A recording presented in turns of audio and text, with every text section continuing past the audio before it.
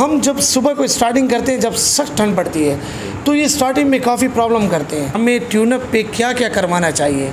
Hills area काफ़ी मतलब है कि चढ़ाई होती है और ज़ोर भी लगता है बाइक का। 3000 किलोमीटर बाद हम ऑयल चेंज करें या नहीं, उस पर कम। पाकिस्तानी लोगों की आदत है कि यार 2017 मॉडल जो था वो बहुत अच्छा था और जो 2023 आ रही है क्वालिटी बिल्कुल डाउन होती जा रही है। YBR-G बने ही टूरिंग के लिए, बाबू सर टॉप की चढ़ाई पे इसे ले जाते हैं। तो ये जो आपकी यामाहा के बाइक्स हैं ये ऐसे लगता है कि जैसे बंद होते हो, मिसिंग प्रॉब्लम इसमें बहुत आती है। जी अस्सलाम वालेकुम friends, welcome to my channel Zulqarnain moto vlog. तो आज हम आए हैं जी डे खान में, हमारे यामाहा शोरूम पे कंपनी की तरफ से कराची से जो मैकेनिक्स आए हैं इनके साथ आज हम बाइक्स के जो मसाइल हैं, जो टूरिंग पर्सन है हमारे जो टूर करते हैं यामाहा पे, और ये बाइक वैसे भी फेमस है टूरिंग के हिसाब से, इनका YBR-G हो गया और YBR और YBZ TX। तो इनमें जो मसाइल आते हैं हमारे टूरर को, तो वो आज हम कंपनी के मैकेनिक से पता करेंगे कि इनकी क्या वजह है कि ये मसाइल आते हैं और इनको ये इसकी जो सल्यूशन है वो हम कैसे हल करेंगे।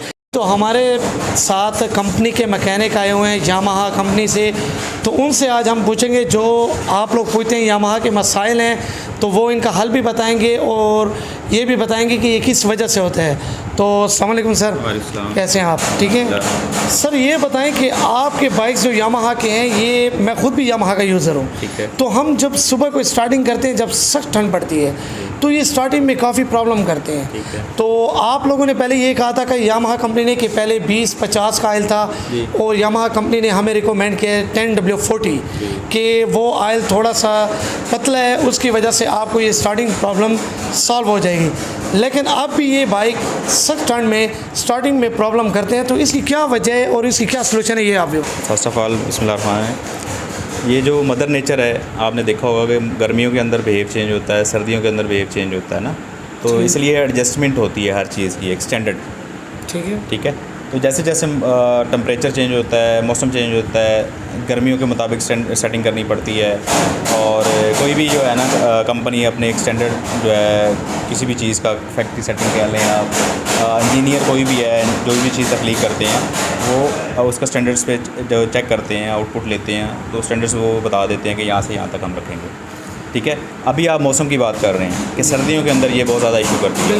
एक तो ये आपने देखा होगा कि यहाँ अगर जैसे आप डीए खान की बात करें तो यहाँ फ़र्क करें, सर्दी ज़्यादा पड़ती है, दुकान में कम पड़ती होगी सर्दी, बिल्कुल। तो उसके मुताबिक माहौल टेम्परेचर के वेव के मुताबिक आप सेटिंग करेंगे। उसका ये होता है वाल क्लीयरेंस भी इसमें आते हैं, उसका जो कार्बोरेटर का मिक्सर बोलते हैं स्टार्टिंग के मुताबिक ना, तो वो आपको जस्ट वो सेटिंग करवानी पड़ेगी। फ्यूल की क्वालिटी फ़र्स्ट ऑफ़ ऑल वो देखनी पड़ेगी आपकी, ओके है। दैन वो फैक्ट्री सेटिंग पे है आपकी बाइक की, जो मतलब जितनी भी ट्यूनअप आपने करवाया है फैक्ट्री सेटिंग के ऊपर है। दैन जैसा आप बिहेव उसका अगर मदर नेचर का चेंज हुआ है, टेम्परेचर चेंज हुआ है, तो आप जस्ट इसका मिक्सर करवाएंगे और स्टार्टिंग का मसला आपका हल हो जाएगा।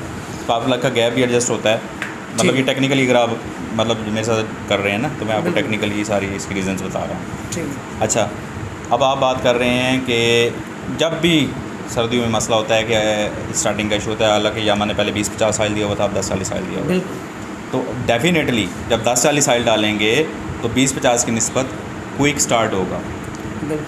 ठीक है, क्योंकि आपने देखा, खुद जानते हैं ऑयल के बारे में अगर थोड़ा बहुत, तो 20-50 थोड़ा थिक होता है, विस्कोसिटी ज़्यादा है उसकी। 10-40 जो है ना वो विस्कोसिटी कम है, ऑटोमेटिकली इंजन को जो है ना उसका ज़ोर कम लगेगा, क्विक रिस्पॉन्स होगा। ऑयल की जो सप्लाई है, जो इंजन का ज़ोर लगना है वो कम लगेगा। इंजन आप करनी है मतलब इनिशियल स्टार्ट के अंदर इश्यूज़ आ रहे हैं, तो ये जस्ट एक सिर्फ स्टार्टिंग के अंदर सेटिंग का मसला नहीं होता, फ्यूल की क्वालिटी, ठीक है, और इसी तरीके से इंजन का बिहेव क्या है, मदर नेचर कैसी है, ये सारी चीज़ें मद्देनज़र रखनी पड़ती है, उसके मुताबिक स्टैंडर्ड की सेटिंग किया जाता है। जब आप कंपनी सेटिंग पे आप इसको स्टैंडर्ड्स पे लेके आते हैं तो ऑटोमेटिकली आपकी बाइक हाफ सेल्फ स्टार्ट होगी, क्विक स्टार्ट होगी, देन आपको उसको रिस्पॉन्स अच्छा मिलेगा। मतलब है आपका कहना ये है कि हम मतलब है कि आपके मैकेनिक से इसकी मिक्सर की सेटिंग करवाएं तो ये प्रॉब्लम सॉल्व हो जाएगी 100%। अच्छा, और दूसरा आप हमारे व्यूवर्स को ये भी बता दें कि हमें ट्यूनअप पे क्या क्या करवाना चाहिए और ट्यूनअप कितने किलोमीटर्स बाद बाइक की ज़रूरी है, ये भी थोड़ा आप गाइड कर दें। इसमें ये आपको जो एक ऑनर मैनुअल दिया जाता है, ठीक है। ठीक है, कंपनी कोई भी है वो आपको कैटलॉग साथ में एनुअल मैनुअल देती है, तो कस्टमर की गाइडलाइन के लिए होता है। उसके अंदर आप पढ़ेंगे सारा कुछ, कंपनी ने स्टैंडर्ड्स बताए हुए हैं कि कितने किलोमीटर के बाद आपने ऑयल चेंज करना है, कितने किलोमीटर तक आपने इसको जो है ना ट्यूनअप, उसके बाद पीरियोडिक मेंटेनेंस करवानी है इसकी, और इसके अंदर ऑयल कौन सा यूज़ करेंगे आप, ठीक है, फ्यूल कौन सा यूज़ करेंगे, सारी ओनर मैनुअल के अंदर गाइडलाइन। सर वो ऐसे है ना कि कई लोग पढ़ भी नहीं सकते ना, जैसे देहात में आपका बाइक सेल होता है, जो ऐसे लोग होते हैं जो कि ओनर नहीं पढ़ सकते आपके मैनुअल्स, उसमें जो हमारे मुतलका वहाँ पे टीम मेंबर्स जो डीलर्स होते हैं मुतलका, उनको हम लोग पीडीआई की ट्रेनिंग्स देते हैं बाकायदा तौर पे। पीडीआई ट्रेनिंग के बाद उनको बताते हैं कि कस्टमर को आपने ऐसे ऐसी गाइडलाइन देनी है कि पहली ट्यूनिंग जो है ना वो 1000 किलोमीटर पे करवाएंगे आप, ऑयल पहला चेंज होगा 1000 किलोमीटर के बाद, दूसरी 3000 किलोमीटर के बाद होगी। ये न्यू बाइक की बात कर रहा हूँ मैं, जब आप न्यू परचेज़ करते हैं, ठीक है। सेकंड जो है ना 3000 या 3 महीने के अंदर होगी। थर्ड जो है वो 6 महीने या 6000 किलोमीटर, यानी कि 3000 किलोमीटर का इंटरवल है उसके अंदर, ठीक है। अच्छा, और इसके बाद वो देखना पड़ेगा बिहेव आपका जो है ना, वहाँ पे टेम्परेचर कैसा है, आपकी ड्राइव कैसी है, आपके वो डस्टी एरिया तो नहीं है, लोड तो नहीं ज़्यादा डालते, आपका ये जो यूज़र है उसका वेट ज़्यादा तो नहीं है, ये सारी चीज़ें वेरी करती हैं, ठीक है। अगर आप हमारा जो आपने यामा ल्यूब का देखा होगा कि यामा ल्यूब 3000 किलोमीटर के इंटरवल का क्लेम करता है, बिल्कुल, ठीक है।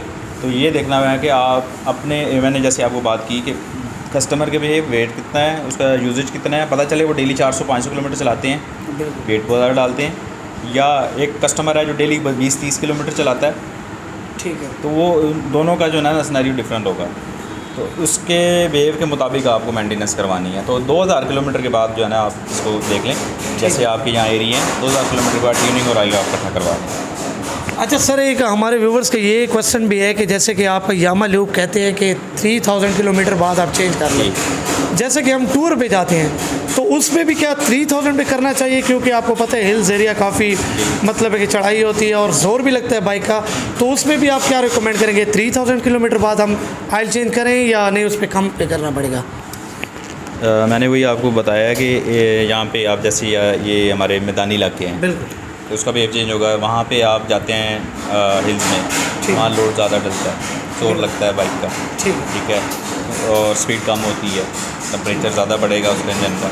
लेकिन यहाँ पे आप अगर 5वें गियर में चला रहे हैं तो वहाँ आपको हो सकता है पहले दूसरे गियर में चलाना पड़ेगा। तो एहतियाती तौर 3000 किलोमीटर, यानी कि ये जो कंपनी कोई भी क्लेम करती है ना, वाहिद वैसे मेरे ख्याल में पाकिस्तान में कंपनी है यामा जो 3000 किलोमीटर क्लेम करती है, वैसे क्लेम नहीं करती, बगैर टेस्टिंग के, बगैर किसी फार्मूलेशन के ऐसे नहीं क्लेम किया जाता, बाकायदा पूरे टेस्ट किए जाते हैं। दैन उसके बाद जो है ना, यामा आपको पता है ब्रांड है, जापानीज़ कंपनी है ना, तो जापानीज़ ब्रांड है, तो ऑटोमेटिकली उन्होंने ऐसे नहीं लिखा।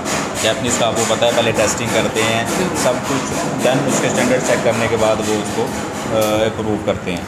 अच्छा सर, एक और बात भी मुझे बता दें, हमारे व्यूवर स्केल में इजाफा हो जाए। कई लोग ये कहते हैं, जैसे कि हमारी पाकिस्तानी लोगों की आदत है कि यार 2017 मॉडल जो था वो बहुत अच्छा था और जो 2023 आ रही है क्वालिटी बिल्कुल डाउन होती जा रही है, ये है वो है, जैसे आपको पता है हमारे पाकिस्तानी लोगों की आदत। तो क्या इसमें सच्चाई है कि क्वालिटी वाकई लो हुई है या ये लोगों की सिर्फ बातें हैं?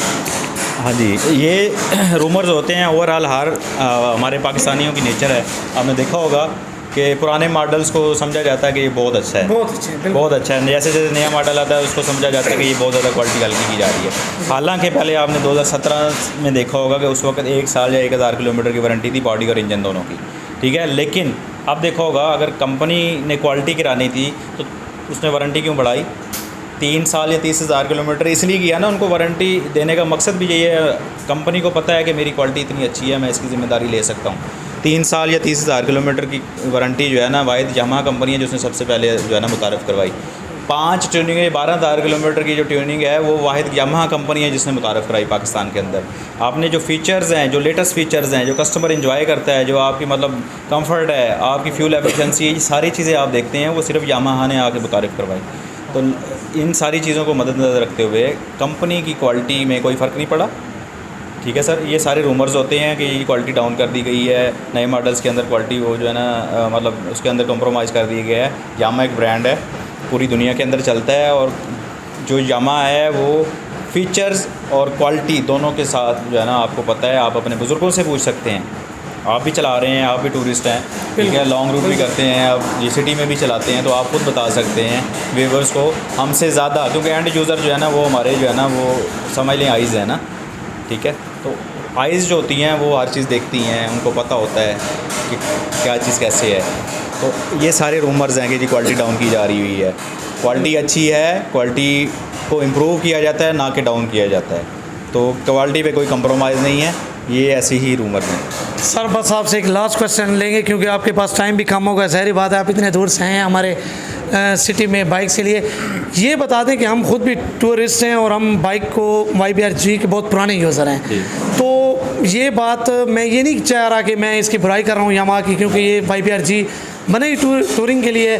लेकिन ये बात मैं आपको बता दूं कि जब हम बाबूसर टॉप की चढ़ाई पे इसे ले जाते हैं तो ये जो आपकी यामाहा की बाइक्स हैं ये ऐसे लगता है कि जैसे बंद होते हो, मिसिंग प्रॉब्लम इसमें बहुत आती है। हालांकि इसकी बनस्बत हम GS भी ले गए हैं, 150F होंडा के भी ले गए हैं। या तो पावर का मसला है या इस बाइक में कोई मसला है कि क्या मसला है कि ये वहाँ जब चढ़ाई पे जाता है तो ऐसे फील होता है कि जैसे ये बंद होता हो, मिसिंग करता है बहुत ज़्यादा। फ़र्स्ट ऑफ़ ऑल के एक तो आपको पता है YBR-G टूरिंग बाइक नहीं है, ये हमारी जितनी भी हैं ये स्ट्रीट बाइक्स को कहा जाता है इनको। टूरिंग बाइक हमने बनाया हुआ है यहाँ पे। बिल्कुल प्रॉपर जो मॉडल्स होते हैं टूरिंग के लिए वो प्रॉपर एक मॉडल होता है, ठीक है। अच्छा, दूसरी बात कर रहे हैं कि बाबूसर टॉप पे, बाबूसर टॉप जैसे ही जाए आपको पता है हाइट पे जाते हैं तो ऑक्सीजन कम होती है, ठीक है। ऑक्सीजन का इशू हो सकता है, फ्यूल पेट्रोल की क्वालिटी का इशू हो सकता है, और जो आप कह रहे हैं ना GS और CB 150 का, मेरे ख्याल में ये मानने वाली बात नहीं है। कुछ टूरिस्ट हैं जी, मैं यही अर्ज़ कर रहा हूँ कि हो सकता है कि वहाँ पे ऑक्सीजन का इशू हो। GS भी नहीं चलनी चाहिए वहाँ पे, CB 125F भी नहीं चलनी चाहिए, 150F जी जो उनकी जिसकी आप 150 होंडा की बात कर रहे हैं वो भी नहीं जानी चाहिए क्योंकि ऑक्सीजन का इशू है वहाँ पे, कंफर्म है क्योंकि मैं खुद भी गया हूँ, ठीक है।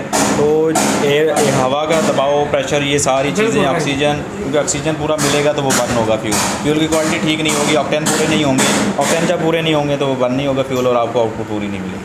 अच्छा, अगर आप जो है ना आपकी मेंटेनेंस, पीरियडिक मेंटेनेंस जो है ना वो के स्टैंडर्ड पे है, उसके पे डिपेंड करता है, आपके वेट पे भी डिपेंड करता है, इवन कि आपकी जो है ना ये ड्रेसिंग पे भी डिपेंड करता है, कुछ भी चीज़ कह लें आप। लेकिन वहाँ जहाँ जिस एरिया को आप पॉइंट आउट कर रहे हैं वहाँ ऑक्सीजन का इशू हो सकता है, कंफर्म है।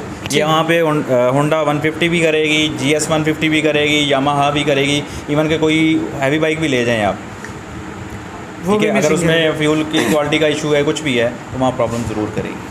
Thank you so much sir, time देने का बहुत शुक्रिया। तो व्यूअर्स ये आप देख सकते हैं ये बाइक्स को कंपनी की तरफ से बड़ी अच्छी रिपेयर कर रहे हैं और कोई भी मसाइल हो आप इधर आ सकते हैं, फ्री चेकअप है आज यामाहा नूर स्टार पे, तो ये आपको फ़ौरन ही हल कर देंगे। और जो मसाइल आपके थे, जो लोग आप हर वक्त मुझसे सवाल करते थे, तो आज आपको सब क्लियर कर दिया है कि इनमें क्या मसला है। तो बहरहाल ये आप देख सकते हैं, आप इनसे फ़ायदा उठा लें, ये आप लोगों के लिए आए हैं। अगर आपको आज की वीडियो अच्छी लगे तो हमारे चैनल को ज़रूर सब्सक्राइब करें। तो आज की वीडियो के साथ इजाज़त चाहते हैं, अल्लाह हाफ़िज़, बाय बाय।